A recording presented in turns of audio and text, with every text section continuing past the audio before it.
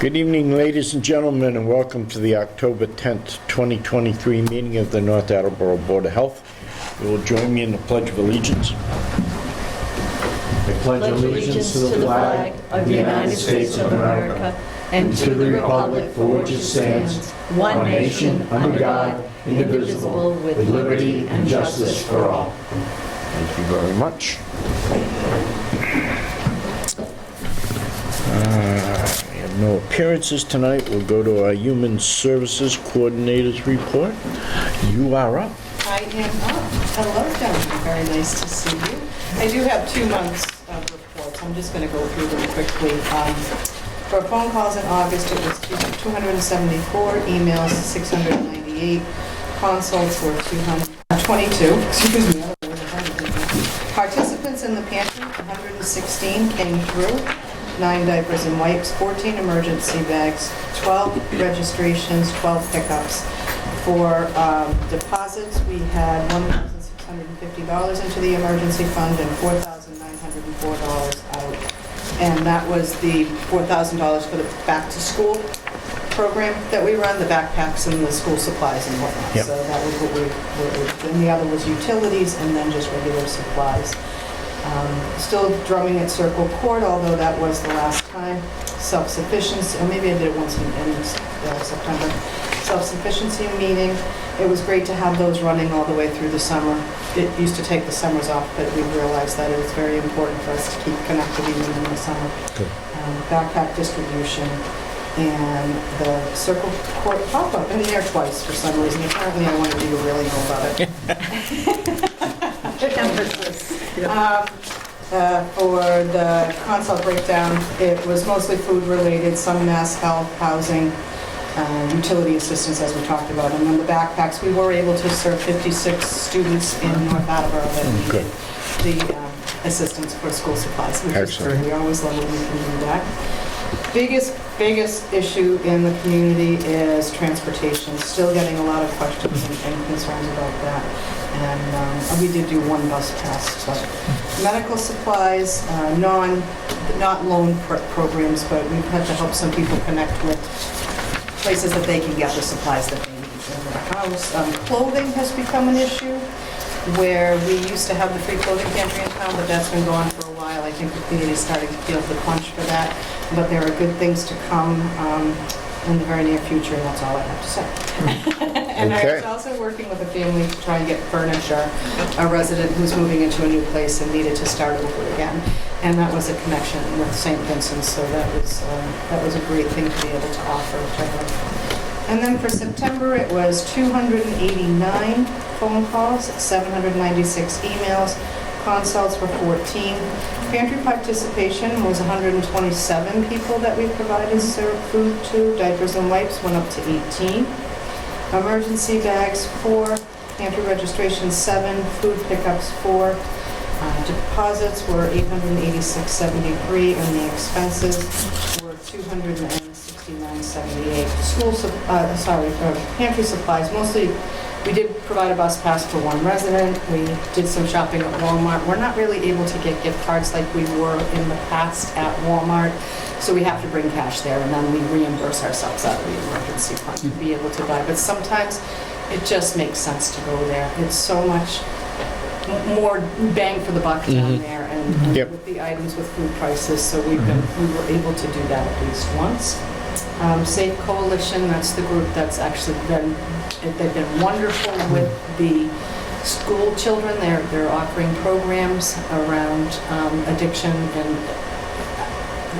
what they do is amazing. They offer groups, they have the kids come, they do vaping programs, they do addiction, they talk about so many wonderful things to educate the children, and they're doing it all for free. They're based out of, I want to get this right, I want to say Franklin. I think they're up in Franklin. I think so. And we were so fortunate that we were able to have them come and participate at the block party. Oh, that's great. And they sat at the table. They shared a table with us. Oh, Yeah, awesome. They were wonderful. They're a wonderful, wonderful organization. And then the Elm Terrace pop-up and the St. Vincent furniture. I was there picking up furniture one day. And I volunteered my husband to help me, and that was wonderful. And then Circle Court pop-up. And the breakdown mostly again for the food, one for housing, and then transportation. It just keeps popping up. Clothing, transportation, so, and the mental health issues. We're guiding people to that wonderful program that we have in town now, the Interfaith Collaborative. And as you know, things are a little bit chaotic in the department right now due to our displacement. Pantry being closed to having people come through. We're doing everything we can to be able to at least offer something to our participants. We are thankful. We just want to openly say thank you to the YMCA, St. Vincent de Paul Pantry. We're sending them to Hebron. They're really helping us a great deal while we struggle through this. Another Faith Fellowship is working on getting us, securing money for us to be able to get gift cards to be able to distribute. We can't thank them enough. We got a beautiful donation from Interfaith Collaborative, food, gift cards that we will be distributing to our new residents. Awesome. So we're really pulling it together, but by the seat of our pants. Mr. Chairman, if I may, Joan does not blow her own horn. So, you know, the pop-ups, even though there's limitations to what can be done and distributed, she's still going out and buying bread, buying fresh produce. She works with the community members. She's there passing out all the items to there. It's a lot of work in organizing volunteers and things like that. So just really, it's a Herculean effort that she does always with a smile. I have said pretty much from the beginning, and I know that the other two gentlemen up here would agree with me. When we created that position, we really weren't sure how that was going to go. I mean, we had a basic outline and a basic idea. You've made this job very, very difficult to fill if we have to fill it again. So don't go anywhere, okay? Please. That's very kind. I also noticed that it seems like the pantry numbers have gone up Yes, like, and I expected like almost 50%. We were running around 80, and all of a sudden we're up to 120, Well, 130, we and do have some new families that joined our community, and we've been assisting them Oh, that's with good. some of the That's good. food. I mean, I'm not happy that the need is there, but I'm happy that we're here to, Which is why we're To help, making so. sure that we're still there for Right. people. I am, when I talk to people right now, I have a list, and as soon as I get the gift cards, I'll be able to reach out to them and be able to support them in some way. I don't know to what degree, but in some way. And I'm just reminding people there are other programs out there for the holidays. We will do something for the holidays. I promise we will do something for the holidays, but we may not be able to do the degree that we have done in the past because we're using so many of our resources to be able to keep people going throughout the month. So Right. this is just, right. giving the gift cards out during the holidays. Right. So we're doing our best, and we just keep saying thank you to the community because they are what is making it possible. Yep, exactly. Don, do you have any questions? No. Dan? I just have a few out of curiosity. You Sure. mentioned the transportation. Are people saying transportation anywhere in particular that they're having issues with, or just kind of Sometimes it's generally? medical appointments. Okay. Sometimes it's just to other resources. Okay. We have been working, again, with Interfaith Collaborative, and again, I thank them. We're trying to make sure people can access the free meals.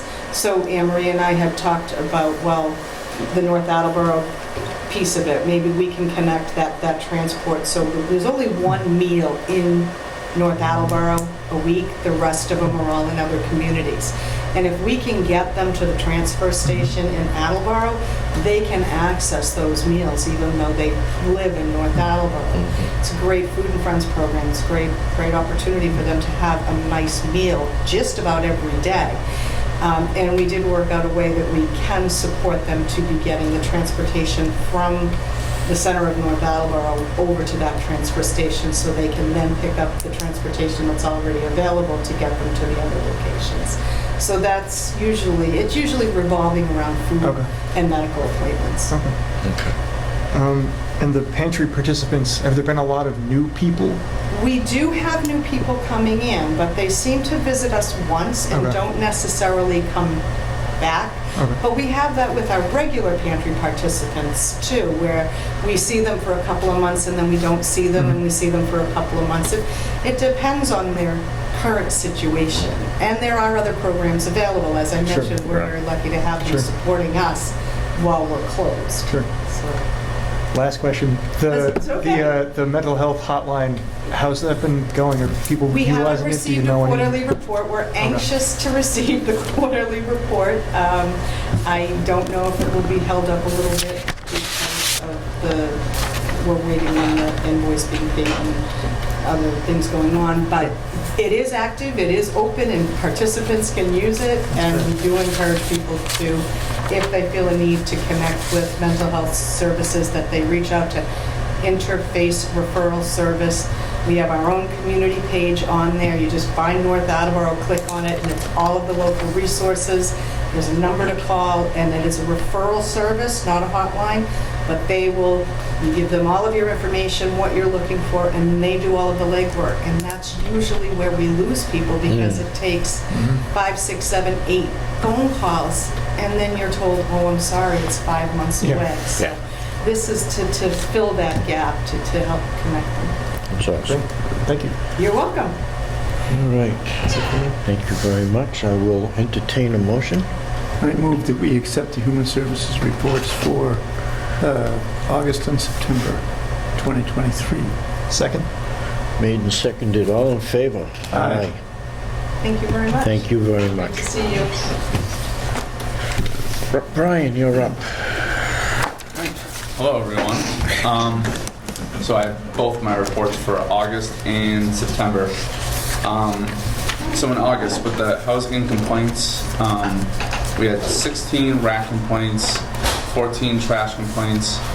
One was a house that was deemed uninhabitable, and then 7 housing inspections. For the food inspections for August, I had 10 routine inspections, 1 complaint, and then 3 pre-operational inspections. And then for the other inspections, there was a kennel inspection on the 3rd. We had on the 10th Rising Star basketball camp, their inspection. We had water testing at Whiting's Pond on the 10th. On the 15th, a noise complaint over at Cumberland Farms. A park test with Bradley Fitzgerald at 49 Falls Road. On the 22nd, a park test with George Collins at 72 Hawthorne Street. On the 23rd, an abandonment of a cesspool by Plainville Pump at 715 East Washington Street. And then on the 28th, I had a class for dealing with emerging flavored tobacco enforcement and training issues.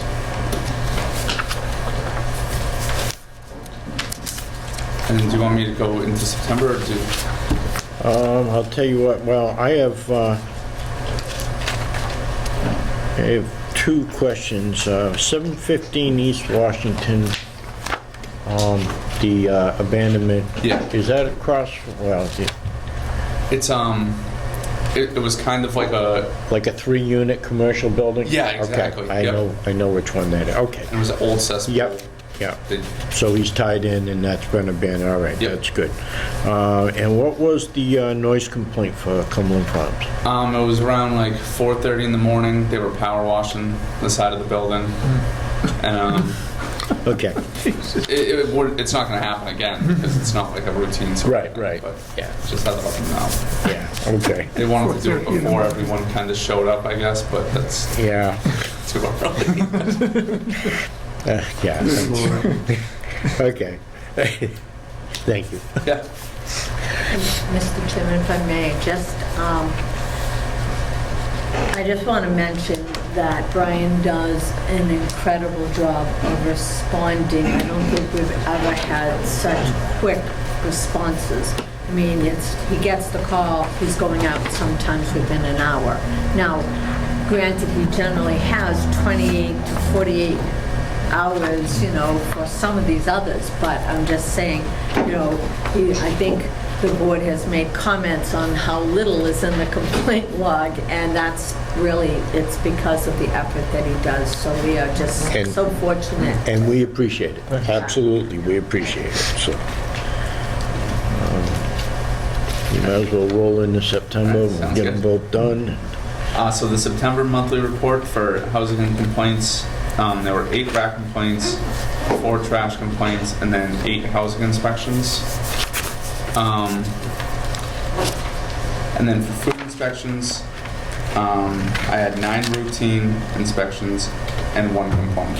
There was 0 pre-operational inspections. And then for other, there was the uninhabitable home, which we were kind of still dealing with. That was the end of August going into September, just still working on that. On the 11th, there was water damage at 21 East Street from the first rain, and then on the 12th we had flooding in the Payne Road area. One of the houses had DEP involvement because the oil tank popped off and there was an oil spill in the basement. On the 13th, we had a call for the oil slick on Falls Pond. The 14th, flooding over at 120, the apartments on Chestnut Street. I had an open hole inspection on the 21st on 20 Gregory Way with Robert Anderson. On the 26th, we had a noise complaint on Arch Street, and then the 28th, an abandonment of a septic tank at 62 Horace Darwin Road.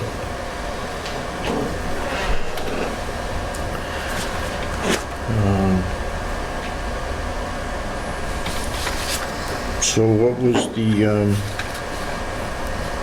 what was 135 East Washington, the uninhabitable home? Was that a result of water damage, or was that? No, that was going on right before the rain. It was just a lot of clutter and rats, bed bugs, flies, mice, that sort of thing. And Yeah. it was just somewhere where someone they weren't able to take care of themselves. Yeah. I'm assuming the Falls Pond oil slick was kind of a false alarm. Yeah, we've gotten that call before from someone, Runoff. and I think DEP's working on it. They track it down the river, and they're on top of it. Yeah. But it's kind of just with all the rain, it washes. Yeah, it's runoff, yeah. Yeah, okay.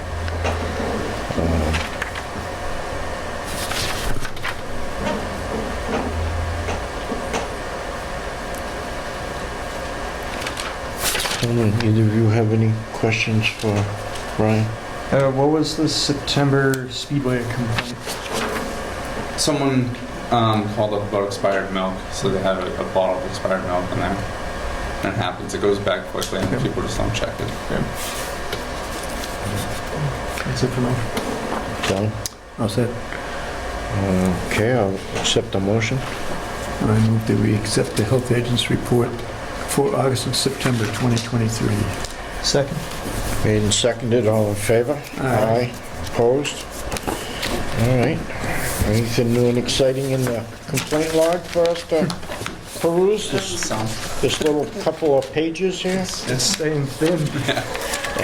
trying. That's, I gotta tell you, this is amazing.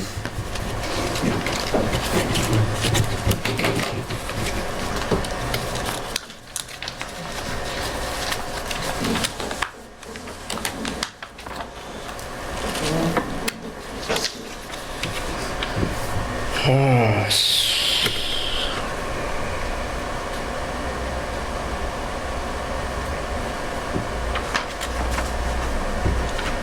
2391. Oh, that's kind of new. Is anybody, have you taken a look at that yet? Yeah, I was actually over there today, and I got a hold of the man who lives there. Actually, before the end of the day, I closed it out because there's no rats over there.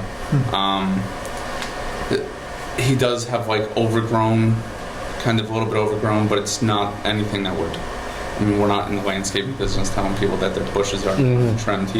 he has a curb pathway and there weren't any burrows and he doesn't have trash. And I asked him, and then there was a neighbor outside smoking a cigarette that was close. I asked them, I said, do you see any rats running around here?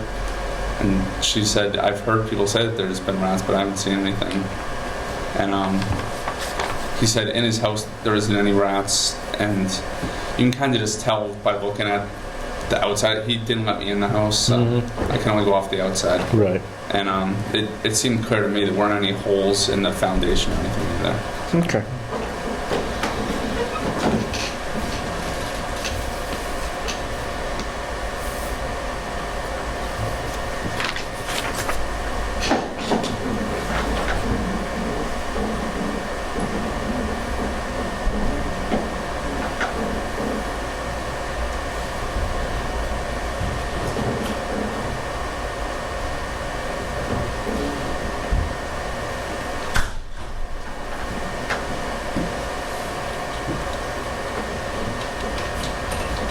Uh, 22,194. Back of the first page. Oh, okay.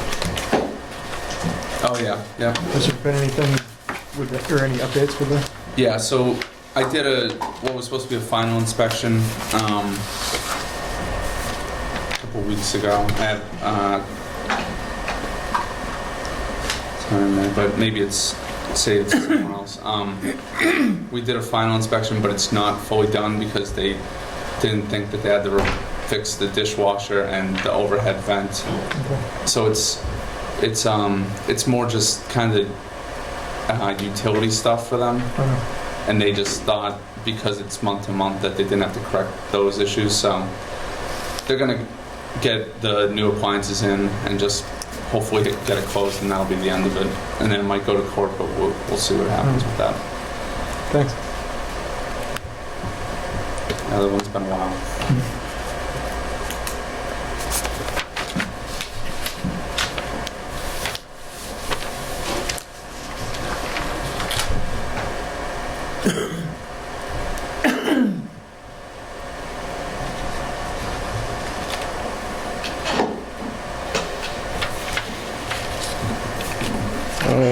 What's the story with 2385? 2385. So we've gotten calls to this address before about the rat issue by their dumpsters in the back. And it's like they have concrete and bricks and things like that, and they did get it cleaned out before the winter time, like everything was all fixed. And I talked to, they had Katie Pest Control go in, and they like gassed out all the holes and they tilled it all up and they set up traps. But now it's back again with the rats, and they're back in all their burrows. And I talked to Katie Pest Control, and he actually went by over the weekend and he put this white stuff. It's probably some sort of like rat poison, and into all the burrows. So he's going to treat it with that as well as the black boxes. But his concern is he can only go as far as the fence, and the neighbors want that property owner to treat the whole area, but he can't go on that side of the fence. So the burrows are kind of going into the church area, in the bushes, and then into the neighbors behind their garage. So he kind of wants everyone all at once to get it together, get it going, but the people who put the call in that were behind them, they're selling their house. And the church, I don't know if they're gonna treat it as well, but they should. They're aware of it, so. But we'll see what, with Katie Pest Control, how it works out in the next week or two. Okay. All right. Anybody else have any questions on that? Okay. Thank you very much. I appreciate your time and all your efforts. Yeah. I imagine some days it gets a little crazy. Yeah, some days it's like the phone just don't stop ringing, and Yeah. other days it's like you just play catch up. Yep. All right. Moving on, resident and community comment. I was wondering, yep, right here. Take it easy, Brian. I just have a couple of questions actually for Brian. Oh, never mind, you gotta sit back down. Good catch. So when you get a rat complaint, what action does the town take? So depending on the property, so if it's a business or if it's an apartment, we go in, we cite the violation, usually pictures if there's burrows on the property. Then we send them a correction order, which has a certain amount of time to prove that they have pest control or they're doing something to show that they're actually trying to resolve the issue. When people own their house and someone calls them like a neighbor, that sort of thing, sometimes the homeowner will try their best to try to resolve the issue, whether it's like digging up the burrows and treating it with poison or traps or something of that sort. Or they can call pest control themselves. And we usually, when they say that they're going to call pest control, we get the pest control's information, we call them, we look for proof of payment and everything like that, and we just keep following up on it until it looks like the issue's gone away. Okay. Just wanted to know that because I know that people have been talking about rats. I know personally I never had issues. Yeah. But ever since we opened my new business, anytime we go in the back and near the dumpster, there's like big rats coming out of the dumpster. And it's scary. What's the It's at 145 North Washington Street. It's Okay. Hearthstone Corporation, like near the Speedway area. yeah, okay. So in the back of the building, like, I mean, first time I went to go throw trash in, and then I was like, something's jumping out of this thing. I was Okay. like, they're big ones too, Yeah. so like obviously scary. So I was like, I never called because I did not know what to do. Yeah. But now good to know that you call the town and you can go from there. Yeah. Okay. And also another question. I'm yeah. so sorry. Yeah. Just speaking to that, if you go onto the town website, there's a button there, buttons. It's a yellow one. It's big red 311. If you go in there, you can just put everything right in there, and then it will be sent to us, and then Brian goes out and Yeah. follows up. So Okay. anytime. Yeah. Perfect. Also, you mentioned something about flavored tobacco in August. Yeah. What's that? It was a training course they just went through.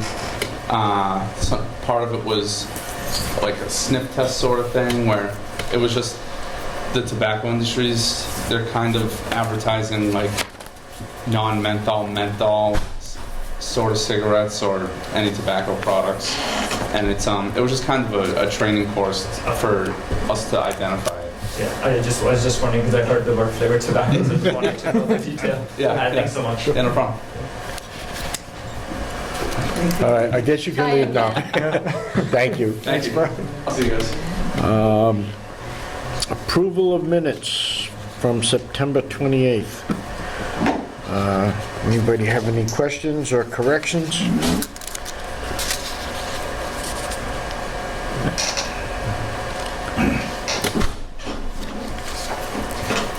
Okay, I will, Did that other fellow want to speak? Did that other fellow want No. to speak? no, I know they're here for the, Yeah, they're here for that. yeah, that, Yeah, okay.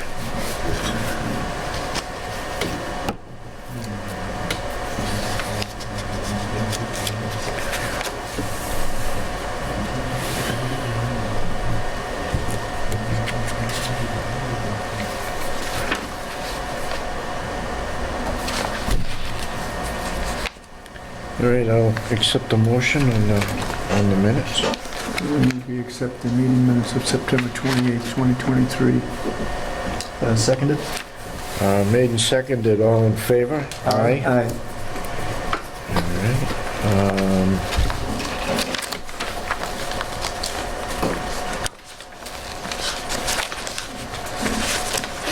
And I see Mike's letter in here, is that included as part of the minutes? Yes. Okay, Yes, that's the addendum Yeah. for the minutes. okay, just checking. Yes. I believe you have a copy also in the next section. Okay. But departmental payroll and budget expenditures, I'd like to read into the record the following health department payrolls. For pay week ending 9/16/2023 totaling $13,480.92, and week ending 9/30/2023 totaling $13,565.96 that were signed by the department head on behalf of the board. Would also like to read into the record the following health department expenditures of $35,863.51 signed on 9/22/2023 and $23,914.30 signed on 10/3 by the department head on behalf of the board. And before anybody has a coronary, most of that money is the Public Health Alliance grant for the regional public health initiative. $35,751.25 for the end of September, and then $24,072 for October so far. And the rest of it is dues and pantry supplies and shopping, some mileage. But yeah, the big numbers were the Public Health Alliance. New business, I don't see any on the, Before you go, I got a question. oh, okay. I'm a little confused by the 35,000 or 24,000 numbers. Usually say they were inbound numbers, but apparently they're not. Well, no, this is money that comes to us as part of a grant, and we are the authority, so we have to spend the money after it gets here. But Anne Marie can probably do a better job of explaining that than I. Actually, Mr. Chairman, you really kind of nailed it. So Okay. there is grant funds from the state for a shared services group, which is 6 Right. communities It and gathers towns. that. And North Attleboro is the fiscal agent, so all bills for all expenditures for the Alliance comes through us. And so we report it on here because we're sending the invoices up to our accountants for paying the bills. So we put that in there, but it's not really like our budget or the town's budget per se.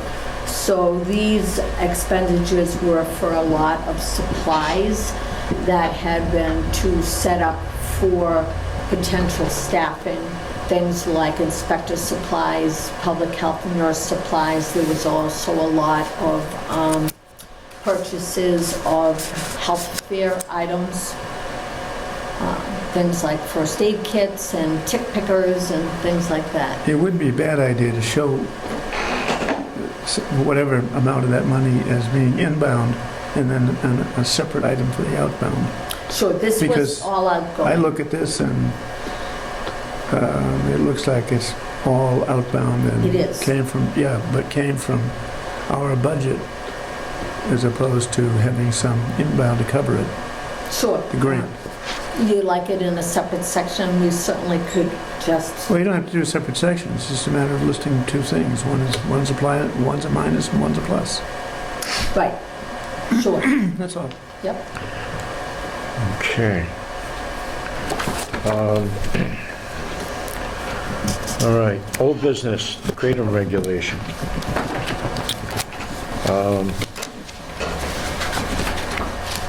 Anne Marie, do you have anything to start us off with here?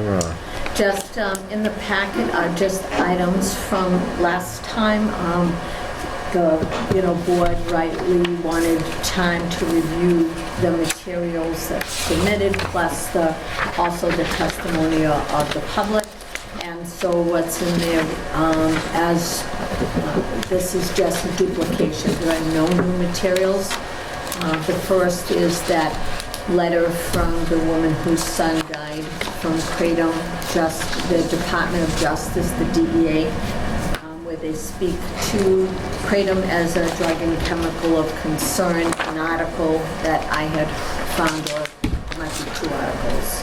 And then lastly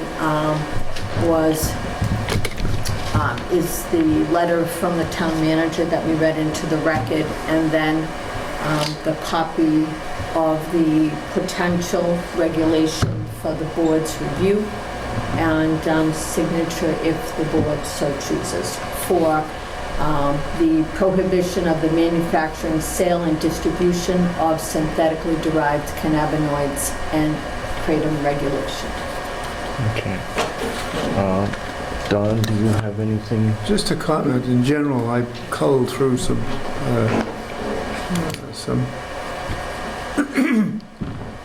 paperwork from the FDA as well as the CDC, and each came up with similar comments that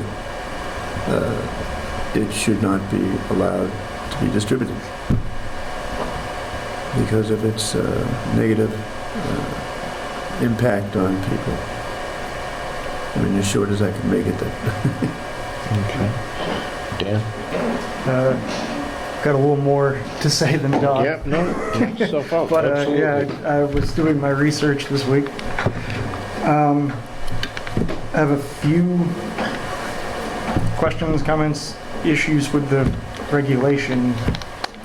First, I think if we were going to do anything, I think it should be two separate regulations.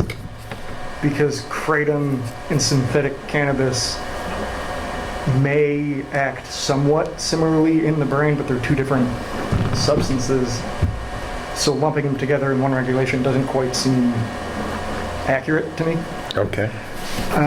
The second is, before this meeting, I stopped over in Attleboro at a smoke shop just to see what it was like to attempt to purchase kratom. I didn't purchase it, but it appeared like it's 21 plus. I asked the cashier and he said it was 21 plus. Okay. I've been leaning towards, if anything, I'd be more in favor of a regulation to explicitly say both products are 21 plus and keep them legal for purchase. Specifically with kratom, I've been doing a lot of reading about harm reduction, and I think it is beneficial to certain people trying to manage their opioid use disorder, and to take that away, it just doesn't sit right with me.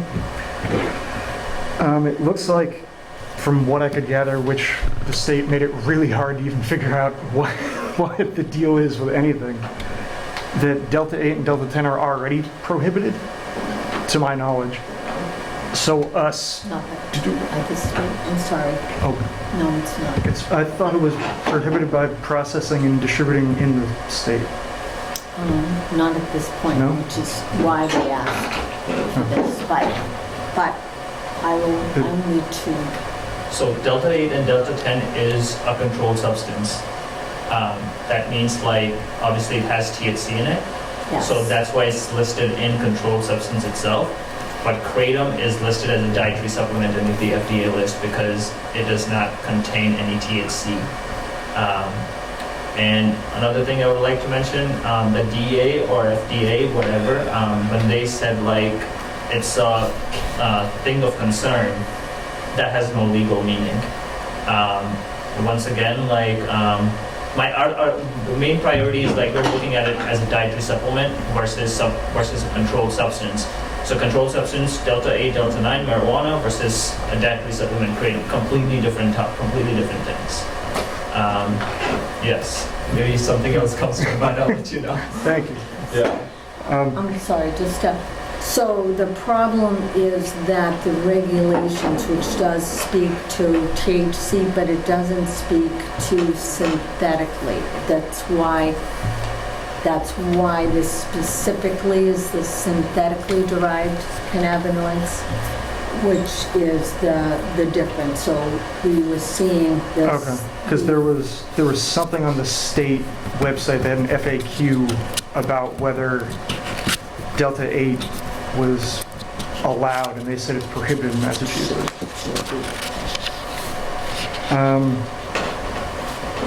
I don't know if this could be edited if we chose to pursue anything, but would it need to be enforceable by the police? I feel like adding the police as a designated agent of the Board of Health is a little much. Mr. Chairman, if I could speak to that? Please. So the reason why they're on there is they are an agent of the board. Okay. That occurred during COVID. Okay. The board made them agents Okay. of the board. So that's the reason why they were on there. But, this is the board's regulation. You can table it, we look at it, we can get more research. And my last comment would be, if a regulation were to be passed, maybe a start date of 1/1/24 to give businesses time if they already had a purchase that they made and came in and they can't get rid of it or whatever the situation is. But I personally would lean more towards making them both 21 plus and still having them for sale, or at the very least splitting the regulations and we vote on one for Kratom and one for Delta 8. Permission to speak. So, State your name, please. Sakshi and Cigar City. You're correct on the whole 21 plus, because anytime somebody does walk into our store, we have to make sure that we ID them for that specific product. It wasn't really mentioned anywhere that you have to be 21. I've not done my research on that, but we want to be more careful who's coming in and who's getting it, so we want them to be 21 plus. Once again, the product, if it gets ordered online, doesn't even require an ID at the residential place. So a 15-year-old or a 16-year-old can actually order this product online and it will come to them and they don't even need to actually sign on it. If obviously the product was listed in substance, it becomes a whole new issue, then there will be more strict enforcements and regulations on it. But since since the product is in that dietary supplement, it does not require you to be 21 when you're taking care of this part. So the same thing, state of Massachusetts, once again, back to the same point, available online. There's no town or county currently in Massachusetts who have a ban or anything similar to this. And I really agree with Donald.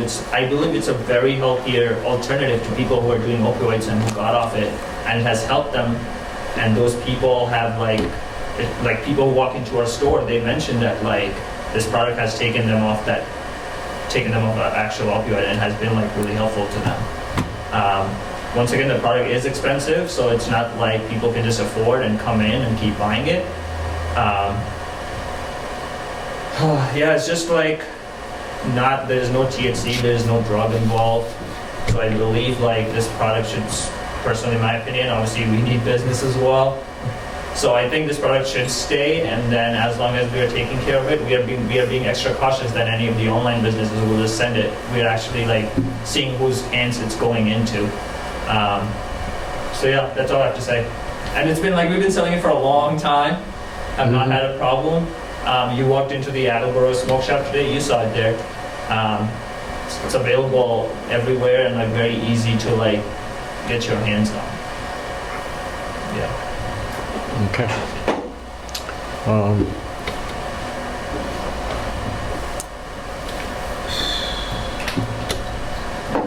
Anne Marie? I'm nothing. Don, you have anything to add?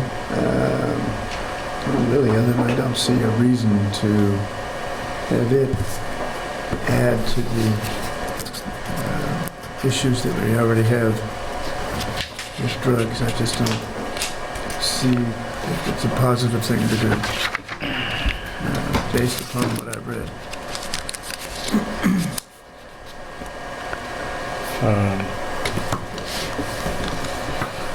What do you think? Well, the research that I've done, basically, the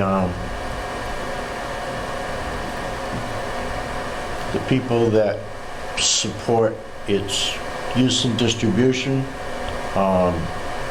tend to be the people who are making money from it, which that's neither here nor there. It's just, the American Kratom Association, their whole reason for existing is to support the sale of the product.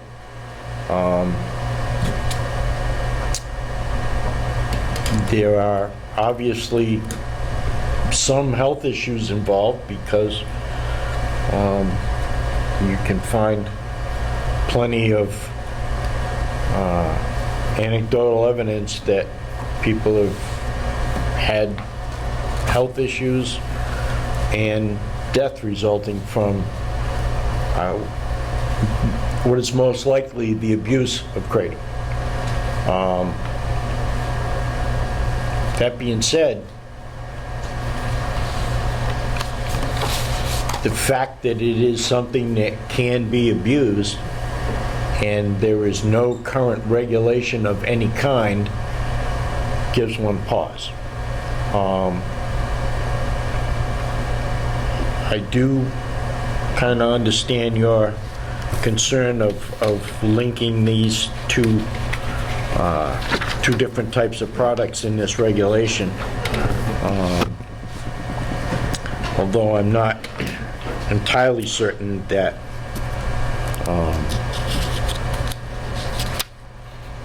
that's that big a problem.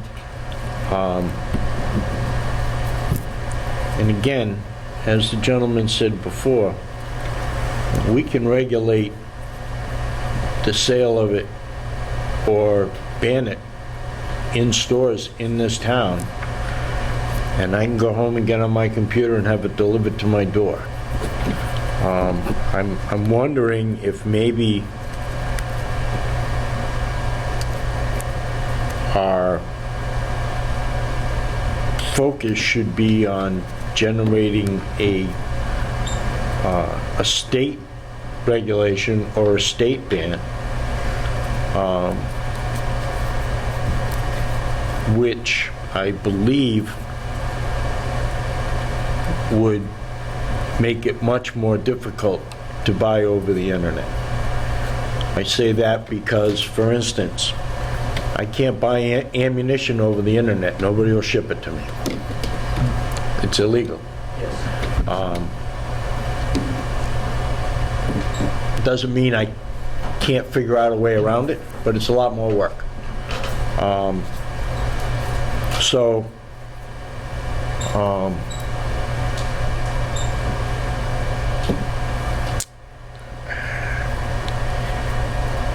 I mean, my gut feeling is that we probably should do this,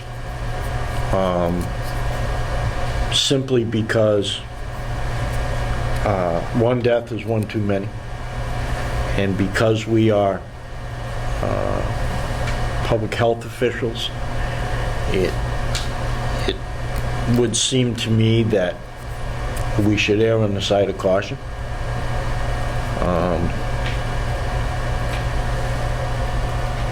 That being said, again,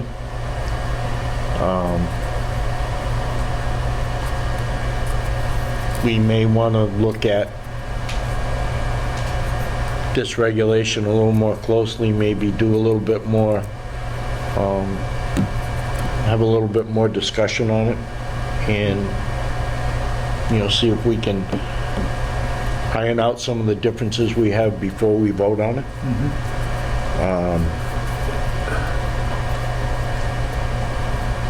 Another thing One I more want to comment. mention. Hang on one second. One more comment. This one comes from the Mayo Yeah. Clinic, Yeah. where they say in summary, kratom unsafe and ineffective. Users swear by kratom for mood enhancement and fatigue reduction, but safety issues and questions about its effectiveness abound. That's from the Mayo Clinic.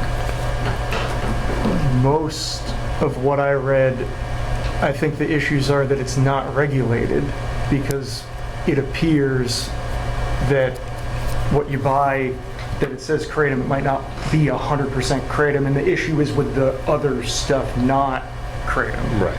So I would 100% support a statewide regulation that said you can only sell 100% kratom, or whatever the ratio is, and it's, processed properly and it's checked, and it, like marijuana, like alcohol. I'd fully support. I'm just wary of a ban.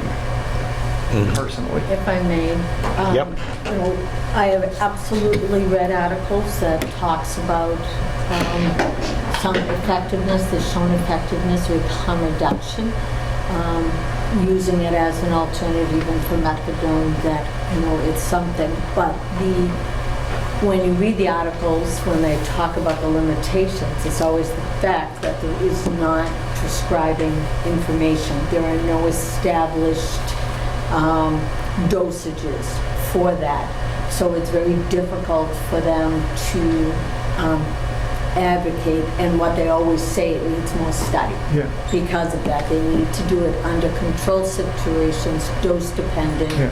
with product that is pure and unadulterated.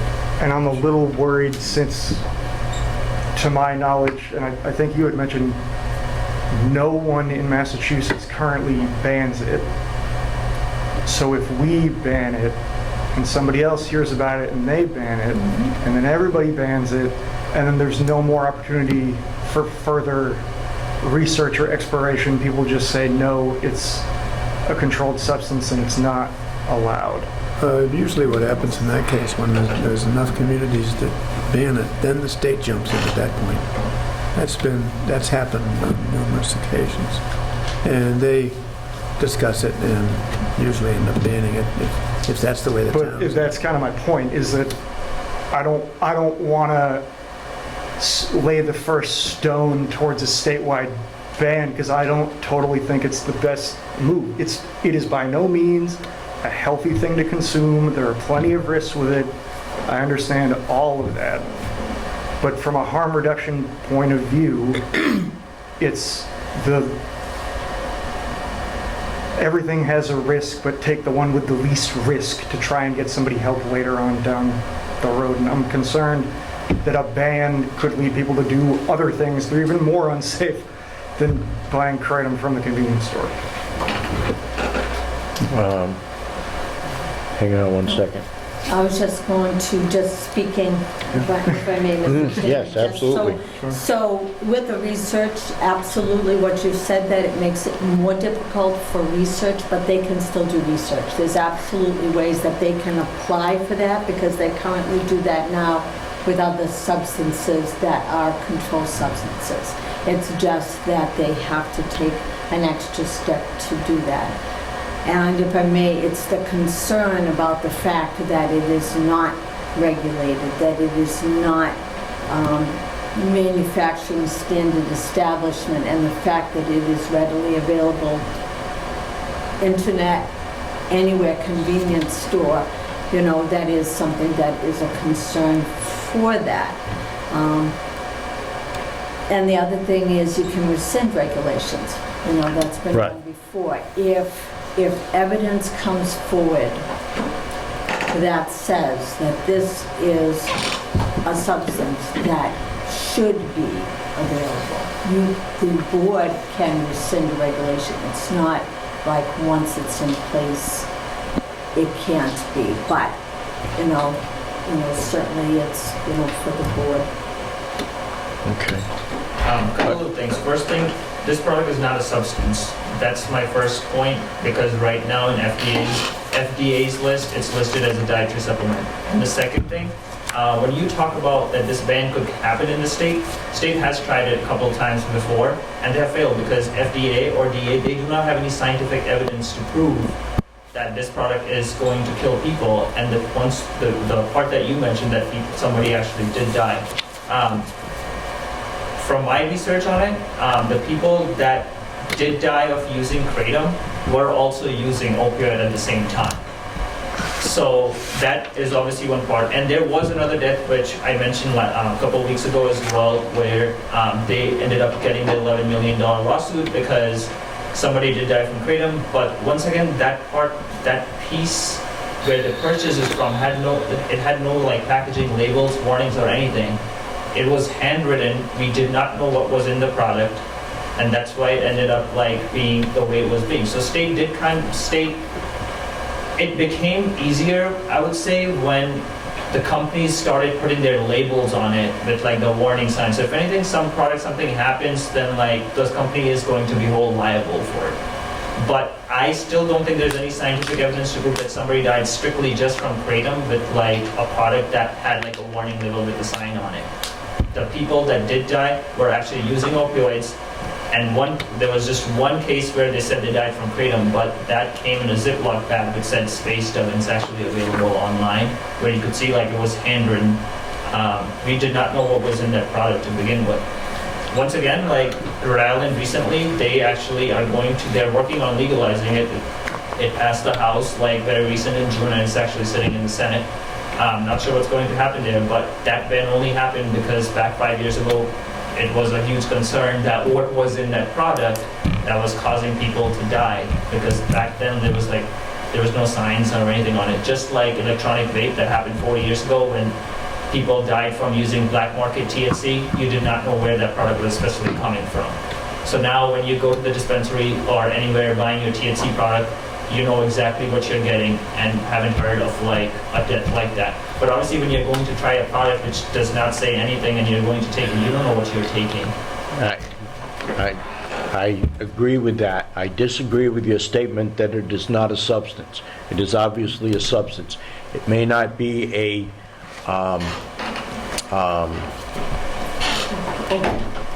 yeah, it's not an opiate, but it, you know, I mean, it is a plant, and plants can be poisonous, plants can be helpful, plants can get you high, plants can kill you. I mean, you know, it's a plant. So I would, you know, just because it's listed as a dietary supplement doesn't make it safe. Okay? By itself, that there are other products that have been listed the same way that have created issues. So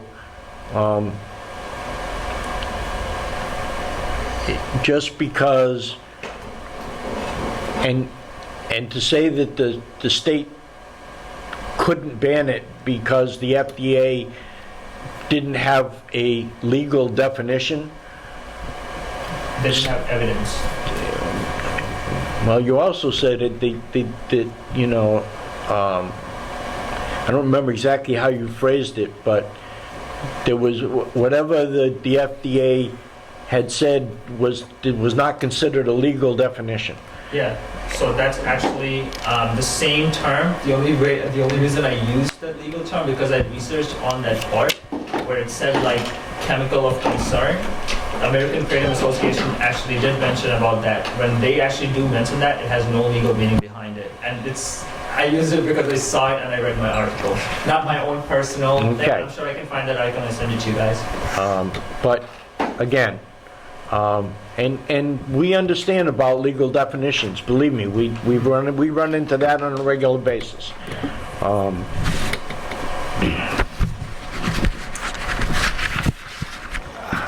I would personally, while I came in here tonight expecting a unanimous train of thought, obviously that is not the case. So I believe that we're going to have to, we probably should do a little bit more discussion. I do think that 21 plus might not be a bad idea, and you know, maybe we should limit it to, instead of being available in convenience stores, maybe we should make it only available in adult smoke shops. Those are a couple of options that we have available to us that might give us some control, as tenuous as it might be. And I But- could certainly see that as a compromise. I know we're just kind of brainstorming. Yeah, but I mean,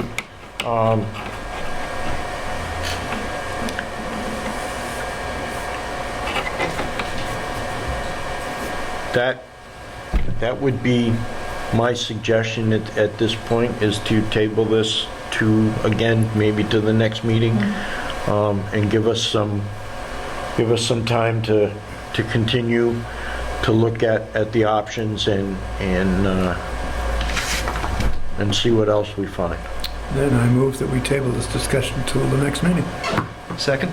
All in favor? Aye. All right, thank you, gentlemen. Unfortunately, I have travel plans. I'm going abroad. Yeah. I won't be here in a couple of weeks. Is it something that we could look into, like maybe a couple of weeks from now? Because I would really love to be here. I'm not. I mean, I can show you guys my ticket. No, Yeah, first week of November. I'm traveling too. Is that possible? I mean, Dan did say if you did decide to not go with the product, he want, like it's January 2024, so I think it does give us time window to maybe like consider, like, not in a couple of weeks, maybe in like 4 weeks, especially when we're not going to be here. So.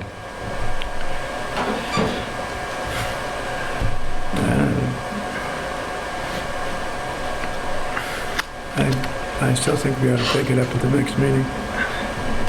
Is there any more that you would have to say then that you haven't said now?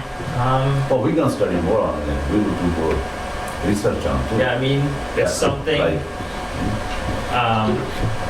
we want to like continue to pursue still, but I think like we have spoken. I'm not sure what else we can actually speak on top of this to add, but I'm honestly not sure where to stand on it.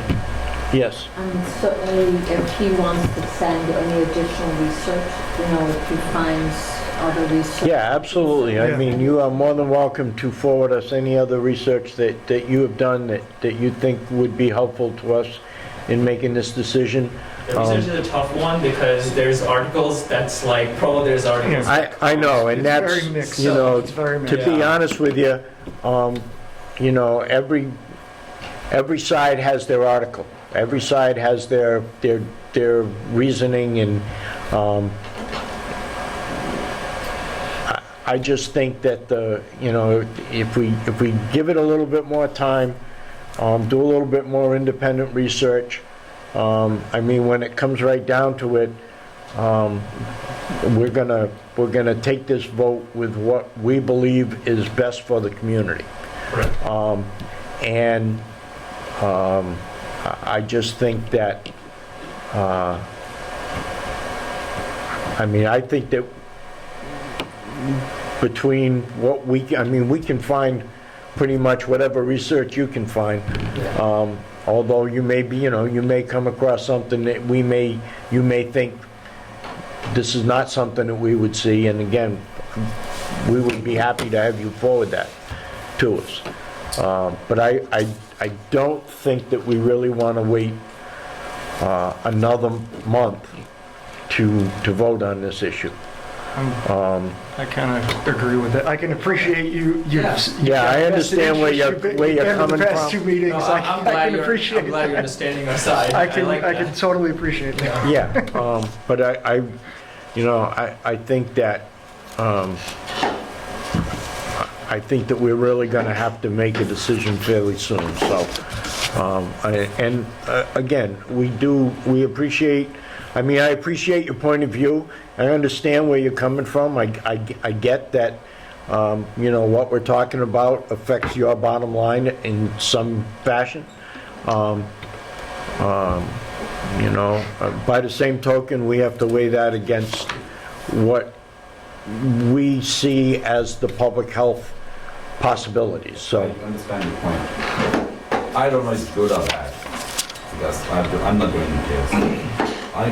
My point is, how are you going to stop online? Because are you just want to hurt our sale? That's You can't. my point. I'm just saying, I'm speaking on my side. Okay? Right. Are you just going to hurt my store sale? And you want to have this resolve health issues? Are you going to have some program is not going to deliver to people on the step door, like on the doorsteps? And So that's my concern is with it. I don't know it's good, I don't know it's bad. That's not my concern. When the product is available online, 24 hours on 21 websites on your fingertips. And we are discussing to banning this in just 2 stores. How many stores sells over here? His store, my store, and I think there's one other one. Just 3 Okay. stores only selling this. And everybody has smartphone in their hands. They don't need a store. So Okay. that's my point. Is good or bad? I'm not going in that discussion. That thing's available. All right. Again, we do appreciate your point of view, and I do thank you for coming and talking to us. Actually, I have another completely different topic. Is that something I can go over right now, or is it going? No, it's just an adult-only store issue. So I just want to mention, you guys can probably pay attention. So recently, adult-only, my store is defined as a marijuana accessory store. And recently, I have been trying to sell flavored hemp wraps in my business, and I actually did call the state that, hey, this is flavored hemp, am I supposed to like sell this or not? They mentioned, since you are not a convenience store and you are an adult only and you come in the definition of marijuana accessory, that hemp wraps goes into that definition. So once again, I am the only one suffering from it. No town is doing anything like this because I am supposed to sell marijuana accessory. My store is 21 plus. So why is a dispensary selling flavored marijuana with like flavored hemp wraps? So why am I being denied from selling that specific product? That's one thing. I'm gonna let Anne Marie answer that. We actually had a discussion on the phone, Yes. and the person he mentioned from the state was Sarah Colgan, and I reached out to her, and she did not say that. What she said was that it was a local decision because the flavored hemp can be considered as a tobacco enhancer, so versus a marijuana accessory. And because, so that the towns are looking at that, whether or not the concern is that it's being used as flavored tobacco, used Right. as an enhancer. Also, I believe that regulation covers the dispensaries as well. I don't believe they can sell it either. How In- works? In North Attleboro. How are they selling flavored marijuana vape products?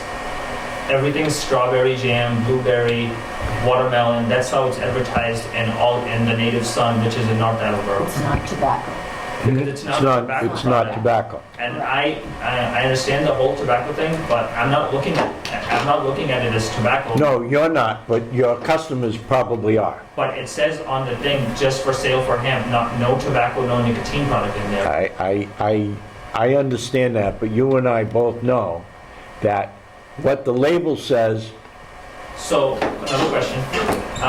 Do you actually believe that when they're buying this hemp product, they're not using it for marijuana and they're using it for tobacco purpose? I don't know. Yeah, so, so another But the thing, simple fact is that what I believe, what I think, what you believe, what you think, in our regulation, that is specifically prohibited for sale.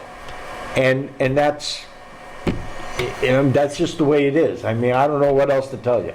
so why am I defined as a marijuana accessory store? It is a marijuana accessory end of the day. I understand it also comes in tobacco, but when I'm selling it in the category of marijuana accessory.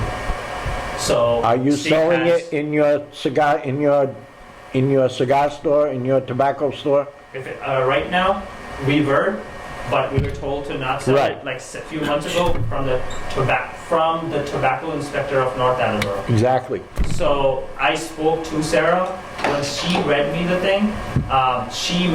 So right now we'll get back on this topic, but when she mentioned it to me, currently when she was reading me the law, it was very clear that I could sell it. So now on Tuesday, which is today, they were going to speak to their attorneys again to like go over it. Because right now, if I do decide to sell it, I can't sell it.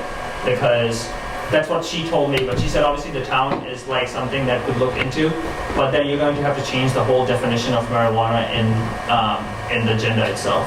That's what came to me. And once she emails me back on Tuesday or Wednesday, which was today, I don't know, she didn't hear back. I can definitely send it back. I can definitely send it. We'll definitely be in contact. Yes. But I understand the whole tobacco flavor enhancer for tobacco, but I'm not looking at it as tobacco enhancer because I got a store 21 plus. What else am I supposed to sell? It's a flavored hemp wrap. I'm not selling gas. I'm not selling convenience. I'm not selling drinks. I'm not selling anything. The whole purpose is to sell marijuana accessory. I'm not even selling marijuana. The person entering my store is 21 plus. So I'm not really sure what else am I supposed to sell to survive. And I have 2 locations in North Attleboro. Tobacco, Huh? tobacco, cigars. Cigarettes and Cigars. cigarettes. You do not make Right? any money, sadly. But that, So- that is the main purpose for your Yeah. store. No, but still in the same definition, Anne Marie, it does say marijuana, like I'm a marijuana accessory store. Yes, you So- are allowed to sell marijuana accessories. So yes, Absolutely. so the town does not have a rule on banning flavored marijuana hemp wraps. They have a ban on flavored tobacco and flavored enhancers, but you Correct. don't have a ban on flavored hemp wraps.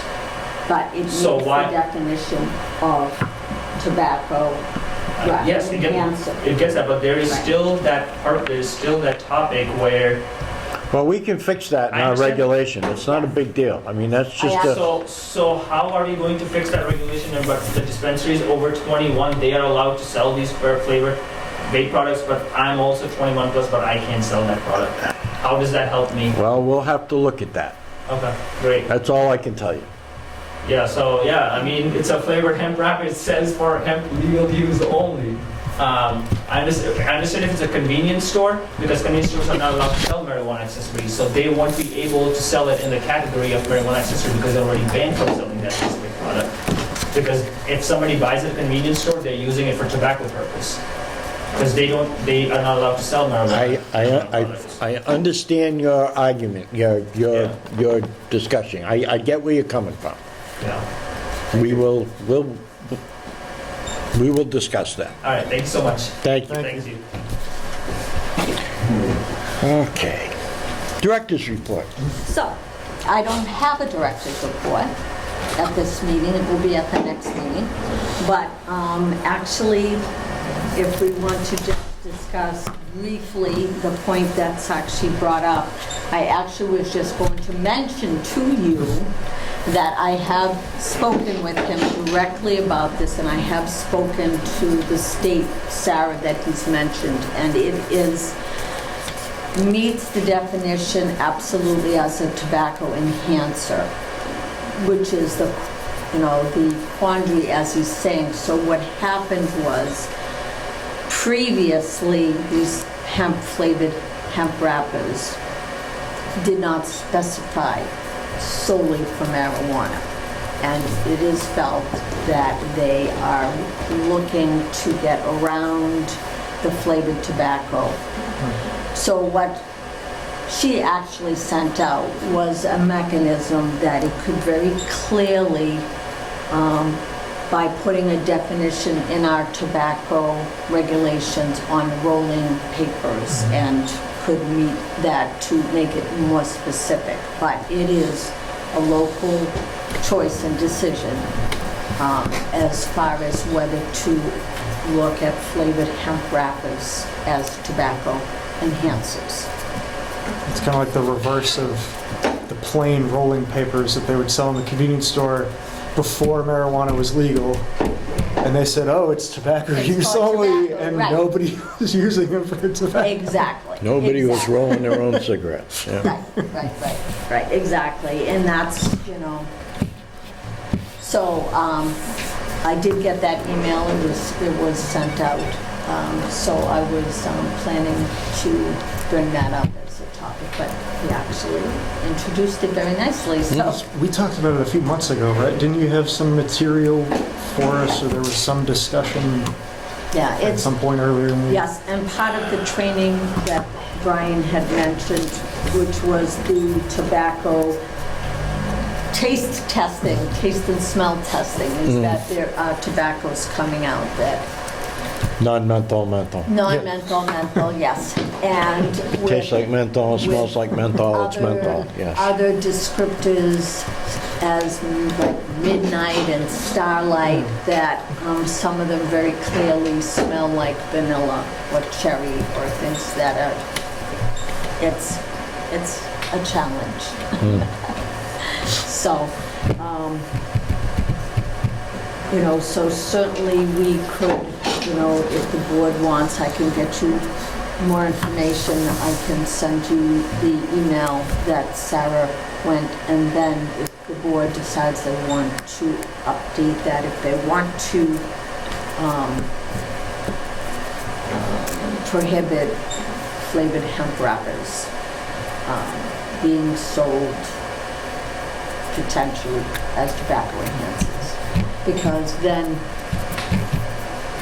it could be sold in a marijuana store where it can be used for marijuana, just not in a tobacco store where it can be used for tobacco. So Sarah, it's 30 a challenge. seconds. 30 seconds. Yep. Or a minute. We're going to recess for a couple of minutes. All in favor? And we are back. Mr. Chairman? Yes. The only other item that I have that I wanted to mention, I have a little show and tell in front of you, which speaks to the COVID test kits. I think we're hearing on the news that there is a rise in COVID in the communities around. Absolutely. We are very fortunate that we still have a lot of these test kits available at the town hall for anybody to come to. Mondays, the town hall's open till 6. I know it's more challenging for people who are working to have access, but these test kits have an expiration date of August, but that has been extended till November 19th. So if anybody has a question or a concern, they're more than welcome to come, and we'd be happy to give them any number of test kits for their family. All right. That's it. Don, you have anything to add? No, I don't. Dan? No. In that case, I will accept the motion. So moved. Motion to adjourn. At Second. At At, 7:18. Thank you. Okay, it's made and seconded. All in favor? Aye. And we're out of here. Good night.